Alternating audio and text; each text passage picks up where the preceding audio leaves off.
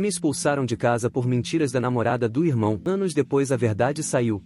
Certo, Reddit, essa história vai bagunçar sua cabeça. Estou falando do tipo de traição que faz você questionar tudo que achava que sabia sobre lealdade familiar. Isso aconteceu há cerca de 8 anos, mas finalmente estou pronto para colocar tudo pra fora porque, honestamente, guardar isso pra mim tem me consumido por dentro. Então, imagina isso. Eu, 32 anos, homem, estava morando em casa enquanto terminava meu curso de engenharia e trabalhava meio período numa oficina mecânica local. Eu tinha 24 anos naquela época. Meu irmão mais novo, Kai, tinha 22 anos e estava namorando essa garota chamada Anita há cerca de 1 ano e meio. Ela era uma daquelas garotas que pareciam perfeitas no papel, bonita, inteligente, vinha de uma boa família. Meus pais absolutamente amavam ela. Sempre falavam sobre como o Kai era sortudo e como ela era a nora perfeita. Mas eu nunca gostei dela de verdade. Algo nela sempre pareceu falso pra mim. Ela era toda meiga e inocente perto dos meus pais. Mas eu a peguei sendo bem desagradável com atendentes quando achava que ninguém estava olhando. Além disso, ela tinha esse jeito de fazer comentários pequenos sobre mim que pareciam brincadeiras, mas não eram realmente brincadeiras, sabe? Tipo, ela dizia coisas como,